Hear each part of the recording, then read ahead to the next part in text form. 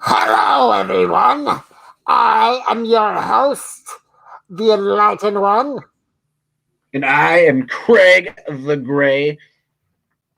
And welcome to the spookiest night of the year, Halloween, where everyone sounds like Starscream. I will get you, Megatron.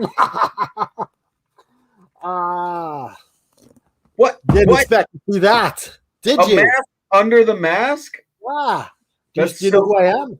You dressed up like one of the Road Warriors from wrestling. No. I'm I get- Nightwing. Hawk. The Road Warrior Hawk. No, Nightwing. Batman, Nightwing? That was another nickname for the Road Warrior?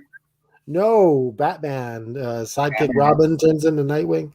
Whoa, that sounds really nerdy. Okay. Shut up. You are such a comic book. You are such a comic book nerd. Do you think I should wear this mask for the whole show?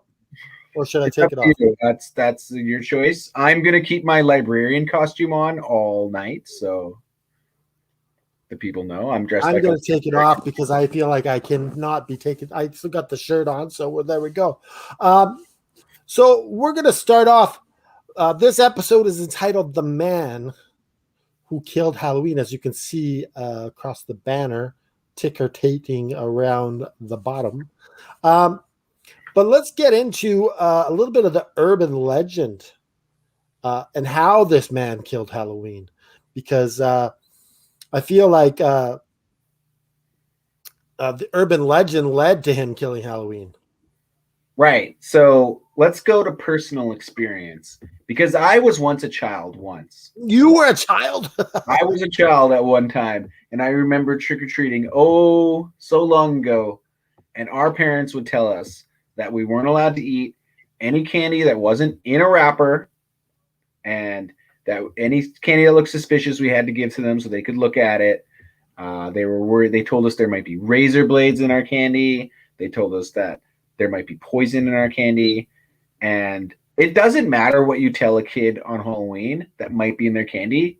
I still wanted candy. It does. I was like, I don't care. I don't care what's going to happen. I just want to eat the candy. Let's go get the candy. Like I was sneaking some glossette peanuts in the middle of my way home. Right? Yeah, and like really, maybe a razor blade cuts me up. It seems worth it for all the candy, you know? Uh-oh, he's done. That's it. It's a short show. Okay, he's back. Oh, there we go. Is this our sponsor? What is that? I don't know. It's called Live Wires. They are not our sponsor today. I think they're supposed to clean your toilet. This is Pepsi, and they are not our sponsor today either. Because we don't have a sponsor because no one loves us. I got nothing. I got my. Well, these were our sponsor from last week. I've still got my chocolate covered. What were they? Happy Time. Happy Time. Chocolate covered peanuts. Excellent. Hopefully, viewers at home, you've got some candy to munch on today. Delicious. Okay. I bet you it's blowing everybody's mind. How could somebody kill Halloween? Okay, so the one that got me was apples. The apples, and like, what kid wants an apple? Apples pretty much are already poison. Yeah, pretty much. The kid's like, if the kid's getting an apple, he's hucking it. Yeah, we just throw it at the house. Now, I'm imagining that candy apples or caramel apples before our time were popular to give out at Halloween, maybe? I guess unpackaged Halloween candy must have been a thing at some point in history. Yeah, like maybe some baked goods or something like that.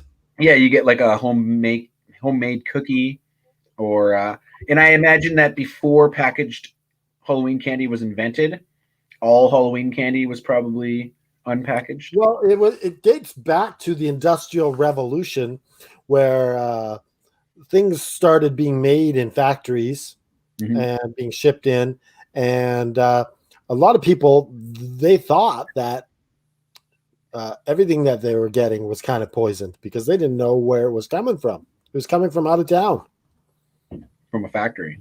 Yeah, so already people are wary of what's going on.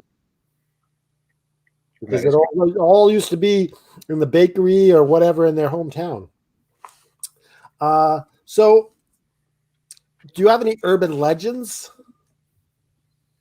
I was looking up.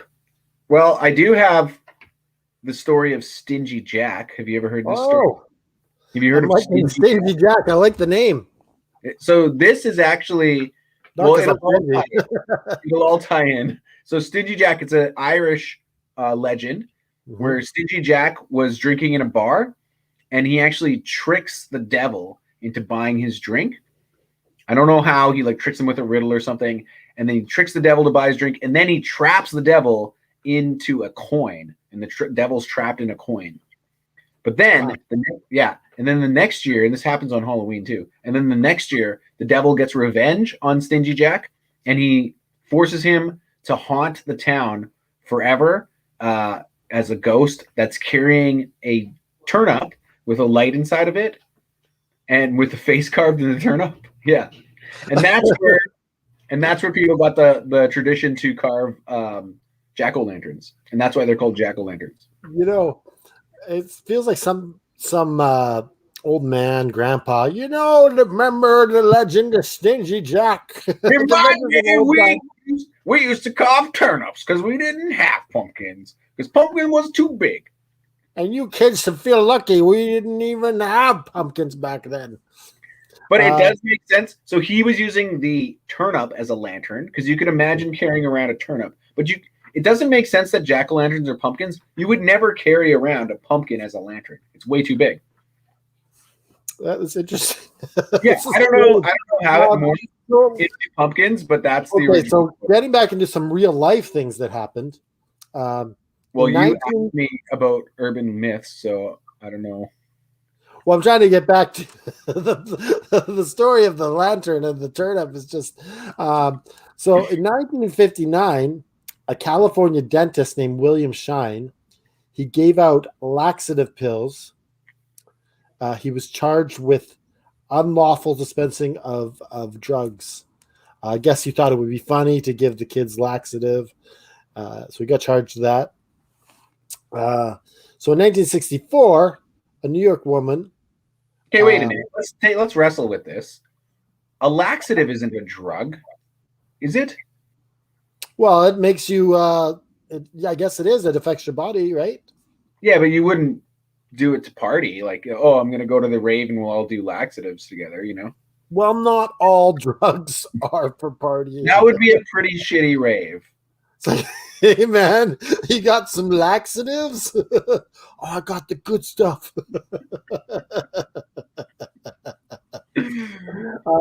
So in did we wrestle with that successfully?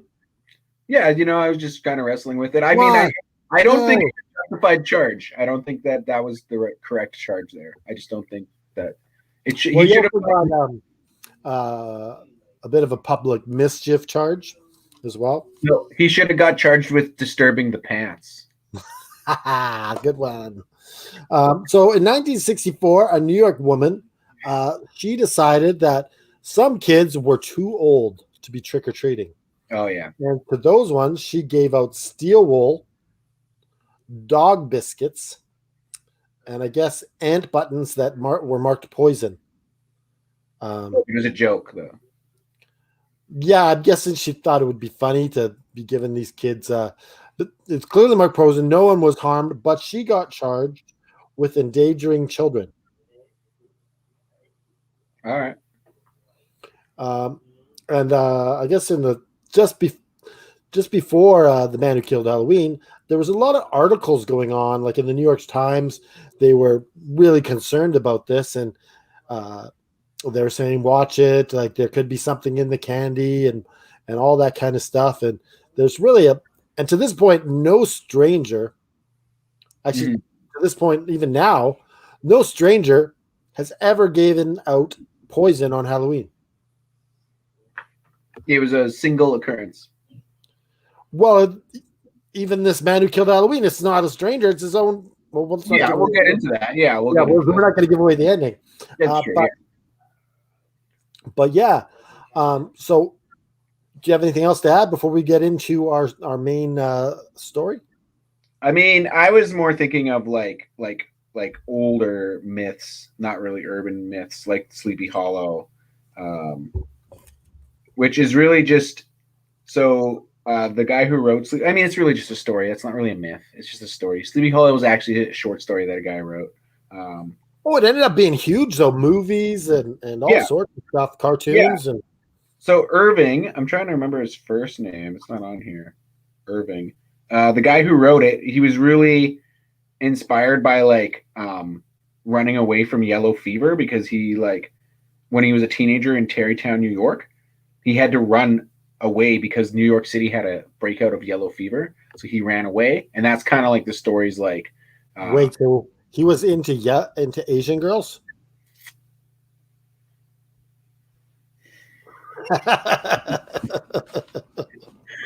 Not that kind of yellow fever. I tried some jokes on my roommates earlier about the story, and they told me that I shouldn't say them, but I'm going to say them anyway, and we'll see. We'll let the audience decide what's too racy for our show. If you guys think that Craig is out of line, even if I thought I was out of line with my joke, let us know in the comments, and we'll apologize next episode. Yeah, we'll give you what's it called? A shout out. A shout out, and we'll sincerely apologize to you. Yeah. Some people just want some clean entertainment, you know, with no off-color jokks. Okay, are we going to get into it? 1970. Yes, let's get into it. So 1974.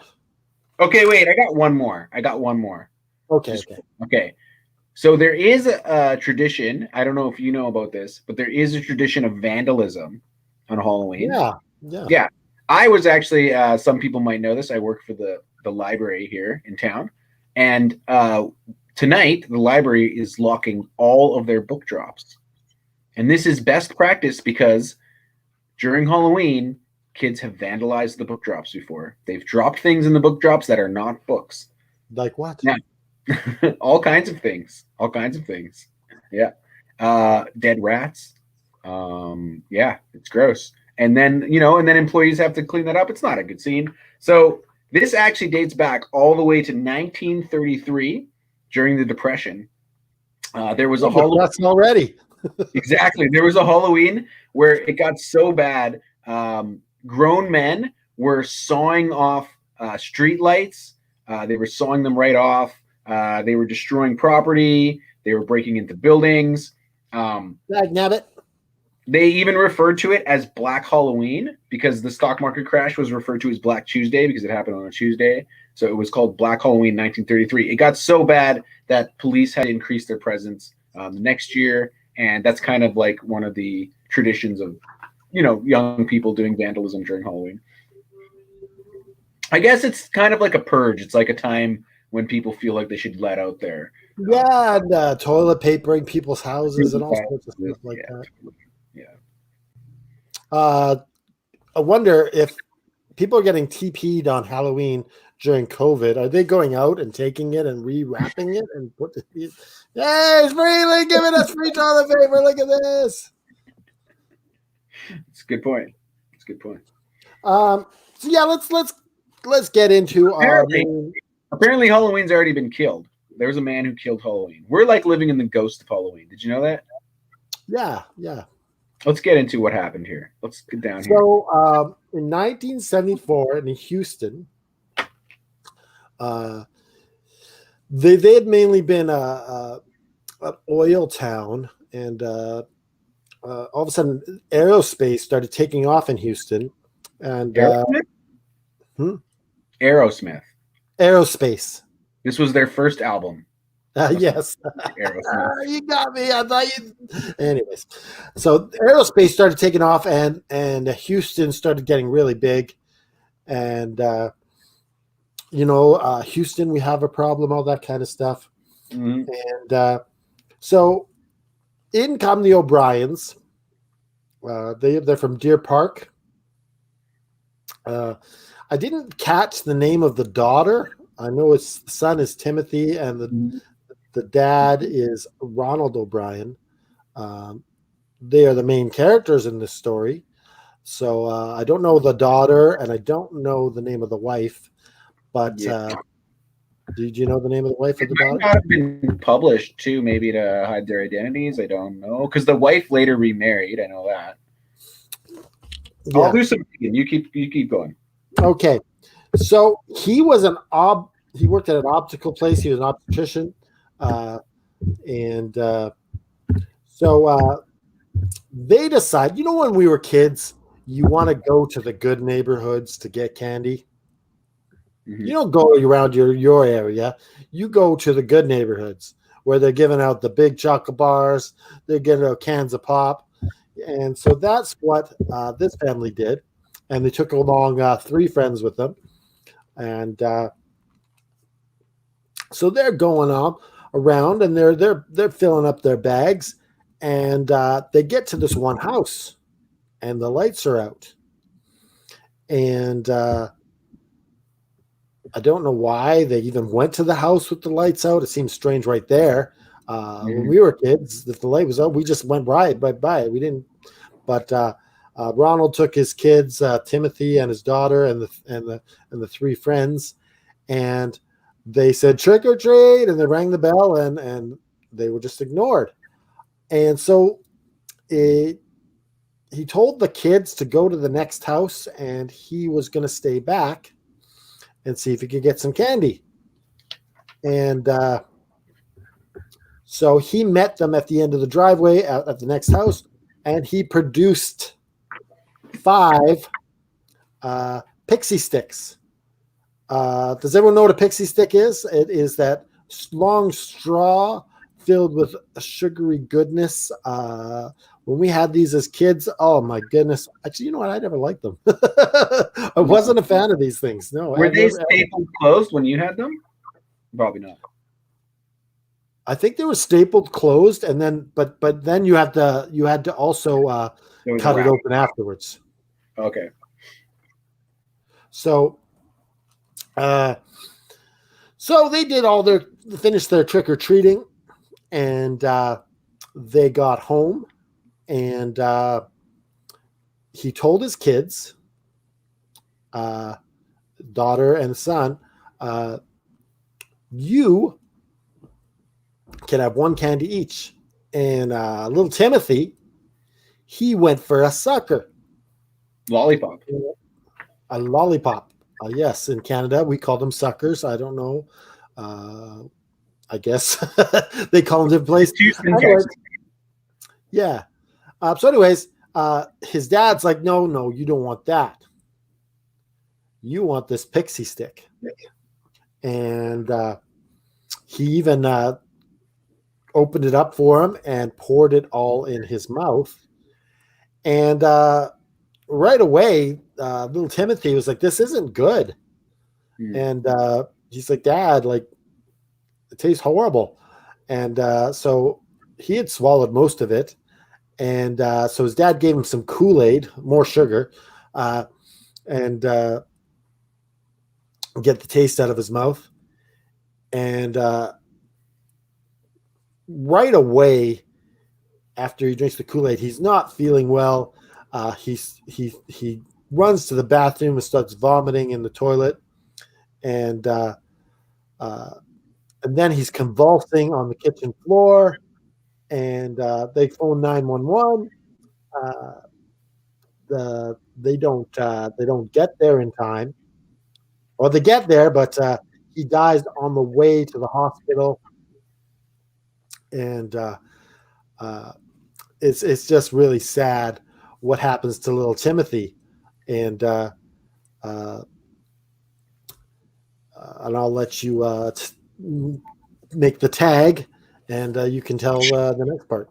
So this, as we would expect, this causes a huge mass hysteria, right?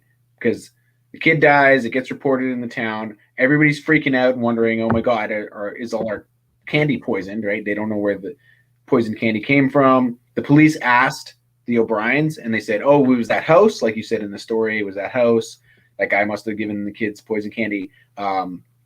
Timothy, or not Timothy, that's the son. Ronald OBrien tells the police he can't really remember where the house is or what the person looked like or anything like that. He's kind of like forgetting where that house was, because the police obviously want to go there and bust this guy, right? If that's the guy. They find poison in the other pixie sticks from the friends that he brought along with them. One of them, because the parents had heard the news and all this, and they start freaking out. Like, I guess they heard the news in the evening, even on the evening news, and they run upstairs wondering, like, oh my God, like they could find their kid like eating all the pixie sticks. And luckily they run up there and all the candy's in the kids' hands, but they're sleeping, and they like get the pixie sticks from them and everything. But just imagine thinking like you don't even know if your kid's eating poison right now. Yeah, I think it was just one kid that one kid.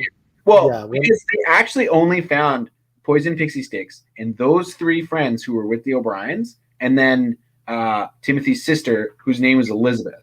That's the only poison they found, only in those ones, right? So there, at least they're starting. This is my question. Just like to pause for a second. Why is he giving the pixie sticks to the three other kids? That's the real kind of evil part of it, isn't it? I mean, the whole thing's evil, but like, well, yeah, we'll get into it, but like, because we haven't got far enough to really wrestle with that yet, so we'll keep going. But that is why the police start to get suspicious already. How come we only found? This is the only poison we found. As you can imagine, the entire town is bringing all their candy to the police station. Like, none of these kids get candy this Halloween. This is a sad Halloween, okay? Your parents are grabbing all your candy, right? They're grabbing it. They're telling you it could be poison. They're freaking out on you. They're not letting you eat any candy at all. They're taking it all. And this is a nationwide story. And then it takes off and it becomes a mass nationwide story for sure. Now, they deepen their investigation and they start to find out a few other fishy things about Ronald OBrien, because the police are starting to think like maybe, you know, the only person that they know to have come in contact with this candy other than the children is Ronald OBrien. Let's quickly make the tag here quickly. Yeah. Make the tag. What was his name? Courtney Melvin. He was the owner of the house where they made the claim. Right. And he was at work that night, and 200 people vouched for him. And so I guess the mother and I guess her kids, they turned out the lights because they ran out of candy, so they didn't bother answering the door anymore. And Ronald said that it was a man's arm who just opened the door, didn't let him see his face, his hairy arm, reaches out and gives these 5 pixie sticks. And now I'm going to make the tag. His story's not holding up. So they dig a little bit deeper into Ronald, and you know what they find out? Ronald, things aren't as good as it might seem. Okay, it might look like they have the white picket fence stream, but here's the thing: in the last 10 years, he's had 21 jobs. I don't even know how that's possible. That's like a job every 6 months. So he keeps losing his jobs. He has over $100,000 in debt. And the police start investigating, and they realize that 6 months before Halloween, January that year, he had taken out $10,000 life insurance on his kids, both of his kids, $10,000 each. Then 3 months later, he bumped it up to $30,000. And then right before Halloween, he bumps it up to $50,000 on his kids, his life insurance. So that's suspicious. Okay. Now, O'Brien's friend, who actually works in a chemical plant in the town, remembers, because the police start questioning all of his friends and everybody, right? They're doing this deep investigation. His friend remembers him, Ronald OBrien, asking him about cyanide and how much cyanide it would take to kill somebody. This is very suspicious now. Side note, the amount of cyanide that Timothy ate in that pixie stick was enough to kill 2 full-grown men. Right. So not only is he evil, but he doesn't even know how to listen very properly because he puts twice as much as needed. But that's beside the point. His wife also recalls that the night of Halloween that Ronald OBrien was kind of jumpy when the other kids were like talking about eating the pixie sticks. Like it's like he only wanted his kids to eat them. Like he was like one of the friends like wanted to eat the pixie sticks, and he's like, no, you shouldn't do that, right? So that's weird. So maybe he gave it to them, but he didn't want them to eat it. You know, so I don't know. Maybe he's not. That's strange. Still, it is just weird. He also, oh yeah, what actually happened was one of the kids was starting to take the candy out of Timothy's bag, and Ronald got really mad about that, right? Because he didn't want him to, you know, take away the pixie sticks. Yeah, you already explained how he convinces his own son to eat pixie sticks instead of a lollipop. And then to top it all off, and this is what really seals the deal, in the O'Brien house, they find a pocket knife with pixie stick residue on the pocket knife, right? So what the police claim later, because by this point they're pretty much pointing their finger at the dad, is they said, well, he probably cut open the pixie sticks. That's why there's residue on it, and then put the poison in, took some out, put the poison in, stapled it back closed. There's all sorts of fumbles and jumbles by Ronald in this thing. He phones the life insurance right after his son dies. Oh my God. Like, I don't want to laugh. It's such a horrible story, but what an idiot. But he's dumb. He's dumb. He's evil and he's dumb. At the funeral, he starts telling people, at the funeral, his own son's funeral, he's telling people how he's planning on taking a vacation with the life insurance money and other like large purchases. Like, are you serious? Like, this is that's just a horrible thing to say, even if you didn't kill your own kid, you know? So long story short, 6 days after Halloween, November 5th, they arrest Ronald OBrien, right? They pretty much are just, the police are just saying that he's the killer. It is Ronald, yeah. And you keep thinking it's Donald. It's Ronald. I keep checking, but it's Ronald. Yes, but Ronald the whole time. He's sentenced to death, even though, and this is kind of interesting, like, they don't actually have hard proof that he was the murderer. Like, they don't have necessarily, like, I guess the pocket knife is enough, right? I mean, it sounds like enough proof to me. But anyway, he's sentenced to death by lethal injection. When he's finally executed, all the townspeople surround. Well, hold on. He's claiming he's innocent this whole time, too. The whole time. He denies it the whole way through. He keeps to his story that a man gave them the candy. He keeps to that story 100%. And you got to think, when he's in jail, those prisoners are not going to take too kindly to a child. Yeah. Yeah. Now, like I was saying, when the execution happens, all of the townspeople are outside the prison. I don't know I guess the prison where they execute people, and they were all chanting "trick or treat."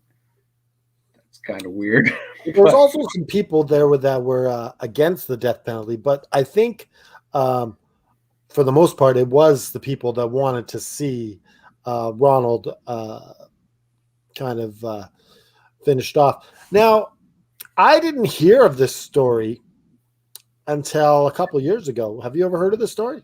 No, not until researching it now. I didn't hear of it. But like going back to your childhood, it all makes sense, right? Yeah. Well, I grew up in the 80s, and there was a lot of like stranger danger, like don't talk to strangers. They had a lot of public service announcements on TV. Like when I was watching cartoons, there'd be like a public service announcement that would be like, it would show like some pervert like go to a playground and be like, oh, hey, Timmy, your dad sent me to pick you up. And then he like kidnaps him. And then it's like, don't talk to strangers. And all these like terrifying commercials where they were trying to like scare us into like never talking to strangers or like not trusting strangers. And yeah. I remember hearing about a clown in a van that used to go around looking for kids. And I was like, I'm already scared of clowns. Why are you making this worse for me? Oh, man. So I think that's where my fear of clowns came from, actually, was the clown in the van. Apparently, as a side note, I was talking to somebody about this the other day, that when I was talking to an older person, and he remembers when the TV series for It was on television, Yeah, so many people were scared of clowns because it's with Pennywise. Like it's Tim Curry playing Pennywise, and it's really scary. So many people were scared of clowns after that. And we were talking about how like that TV show probably ruined the clown industry. Like, could you imagine trying to be The clown industry. right? Clown college enrollment went down 80% after that. How many clown colleges went out of business, right? Yeah, absolutely. No more birthday clowns. I bet you everybody just started becoming birthday magicians instead. Yeah, I the magician industry probably was helped by this as well. Do you remember? I was doing some research just before Halloween. There was someone who was going around to pharmacy, I guess drugstores and stuff, and putting poison in Tylenol. When was this? Was like a few years ago? No, this was in the 80s. Oh no, I don't remember that. This was in the 80s. Doing Wow. some research, it was kind of Halloween, really, because it was just a couple months before. But yeah, he was known as the Tylenol Killer. Did anybody actually die? Did anybody actually die? Yeah, a few people died upon buying the Tylenol, and that's why they're all sealed properly now. And so back then they weren't like sealed where like it's got the seal on there. If you break that seal, like don't buy it, right? Yeah. And so many things that we kind of take for granted now. A lot of people. So let me ask you this: are these urban legends harmful or helpful? I think I think of some of it as like mass hysteria. Like I don't think that children need to be that afraid of strangers. I mean, although it is helpful because in the 80s, because there was so much scares of all this stuff, it actually did launch like initiatives to like find missing children, and there was a lot of like societies and fundraisers and different things that like did help find missing children and stuff. So that is a good thing. Well, you almost wonder though if it cost Timmy his life, though. See, it is such a weird story because this isn't even a stranger. Like what no, his dad used the legend to kill his kid. Yeah, I guess so. He used the legend to kill his kid. He was like, well, we're going to use this mass hysteria and we're going to use it to my benefit. It's like, it's interesting. But would you find another way to kill little Timmy anyways? Yeah, well, I think this story actually shows that maybe life insurance isn't a good thing. Maybe it was just too tempting for him, You shouldn't be able. Let's talk about this. For a certain amount of money, you shouldn't be able to insure your children for a certain, like maybe for a cost of a funeral. Right. Why have life insurance be higher than the cost of a funeral? Just for like grievance pay, I guess. Like, oh, you might have to lose work for a while because you'll be grieving. Like, I don't know. Yeah, maybe a couple thousand more than what the funeral costs are, but nothing past $10,000. I don't think. I think that should be the cap. Not only did he make money on the life insurance, he also saves money on not having to feed the kid anymore.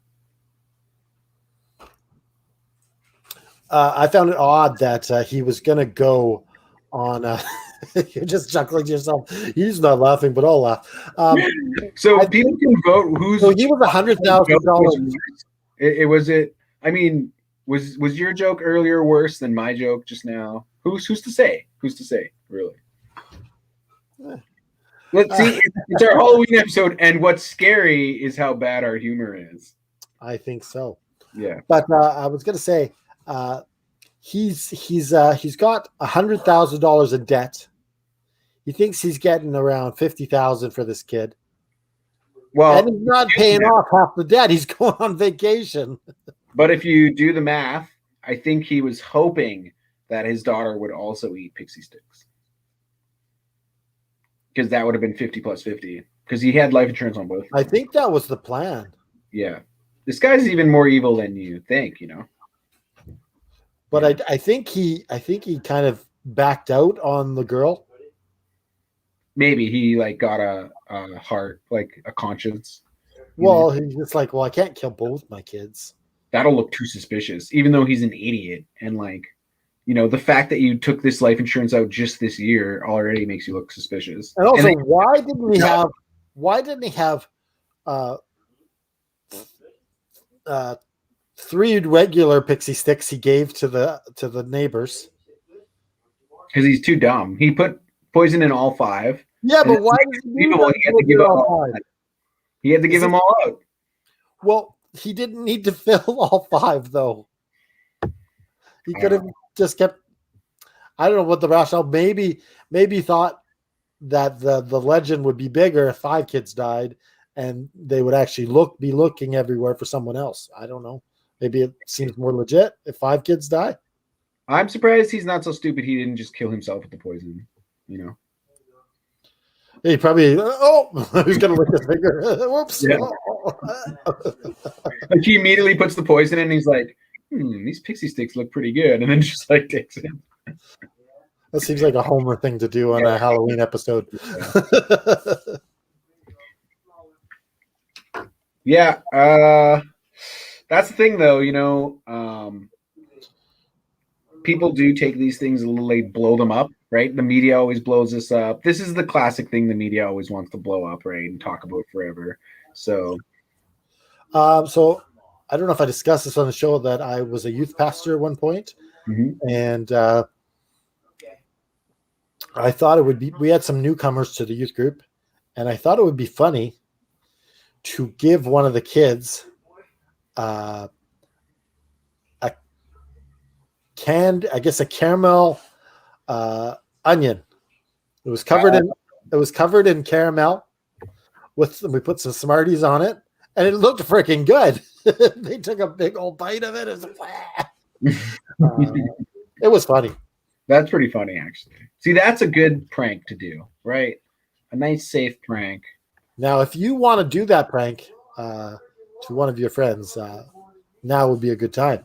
You could say someone made this for you at Halloween, and you don't like caramel apples. Would you like it? You could even wrap it in cellophane, put a little bow on it, right? Yeah, totally. That's pretty cool. And if you're listening, subscribers are listening, feel free to use this trick on someone.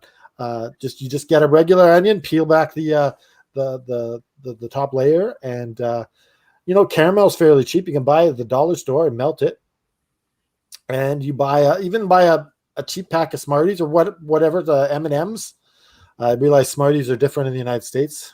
They're rockets. They're called dummies. Rockets. Rockets are our Smarties, and Smarties are in Canada. They're called Smarties, but in the States they're just called dummies. Your humor is horrible tonight. You're off. You are off. Alienated all of our American listeners, which is most of our viewers. You're confusing everyone. I know. So just to clarify, what's the weirdest thing you've ever given out at Halloween? Have you ever given out Halloween on my own as a single guy? I've never given out Halloween myself. Okay. I used to give out when I was living with my mom back in the day, but I've never given out Halloween. Maybe at a church I've given out some candy and stuff like that, but no, I haven't ever done it. What have you given out? We used to give out, I lived with roommates when I was younger, and we used to give out candy every year just because, we like to see the costumes. And me and my friend, my roommate, actually my cousin, we would dress up as old men. We love to dress up as old men. Like, that was our favorite Halloween costume. They used to sell old man masks. I don't know whatever happened to this, but when I was a teenager, there was a period there where old man masks were really popular. Like, you could get a mask with like a big white mustache on it or like a big beard, and it was all crinkly. And it wasn't from a movie or anything. It was just old man mask. So let's hear your old man imitation. Well, here you go, boys and girls. You got a nice costume on there. That is the worst. Okay, but you know what we gave out? This is what we did. We'd go buy regular candy, Yeah. Like chocolate bars and all that stuff. But then we would also, you could get like little samples of toothpaste. They were like in a box, like your dentist would give you when you went to the dentist. Yeah, you could get those. So we'd buy some of those. And then we'd give, like, if 3 kids showed up, we'd give 2 of the kids chocolate bars, but then the 3rd kid, we'd give him a toothpaste. And he'd be Yes. like, what? Do you remember the Halloween episode of Charlie Brown? They're going trick-or-treating, and they're like, I got this. And then Charlie Brown's, I got a rock. And every house, he's getting a rock. So that's what you guys were doing. You're making But toothpaste is really useful. And, it's good for kids to remember to brush their teeth. But you did it for every person. Someone was getting sometimes we would look at their costumes, and whichever kid had the worst costume, we'd give him toothpaste. That's fair. Right? We'd also we'd get all their costumes wrong. Like if they were dressed like Mortal Kombat, we'd be like, "Oh, you're dressed like Street Fighter," and they'd be like, "It's Mortal Kombat." And we'd do it on purpose, just to rile them up. Superman, you're the best looking Spider-Man I've ever seen. Yeah, exactly. It's fun. Kids hate it when you get their costume wrong. Yeah. They get so offended, But seriously, nowadays, I saw a bunch of Halloween costumes tonight and last night. I don't recognize anything. It's all stuff from TV shows. Hold on 1 second. I'll just talk amongst myself. Wow. Halloween sure has a lot of dead air. Dead air? We have Fruit Cat. What? Look what he's dressed as a picnic. Look at this guy. That's real. So you have a costume for your cat? Yes. That's really cute, actually. And he's fine wearing it. He doesn't care. He just enjoys wearing it. He doesn't enjoy wearing it, but he doesn't care that he has it on. He's like, put it on, Dad. We're gonna go trick or treating. Sweet. Do you think so? You're not too old to trick or treat. Are you gonna go trick or treating later tonight? I think I am too old to trick or treat. I like your Hawk costume though from Road Warriors. That's pretty sweet. It's not Hawk. It's Nightwing, damn it. I see what you're doing. You're doing the old kid trick with me. I see what you did there. Get the costume wrong. The old get the costume wrong. It's classic. I like your old man costume. That's great. Oh. Yeah. All right. So, you got anything else to add? No. So we had Buff Bagwell on our podcast today. Nice. Do you remember Buff Bagwell? Buff Daddy? Buff Daddy? He was more WCW than WWE. But probably recognize his face if I saw him, yeah. Yeah, so we had him on the show today and was such a great guest. We didn't have to ask too many questions. He just told us all the dirt and all that sort of stuff on all the wrestlers and just told some great stories, how he shot his dad and his mom and dad were arguing and he pulled out the gun and shot his dad in the arm. He's like, yeah, but we get along fine. That's good. Yeah, so if you are watching this and you want to check out Buff Bagwell, it'll probably be popping up right after. So we are at, let's see where we're at here. I'm just looking at the stats. We are at 550 subscribers. Woo!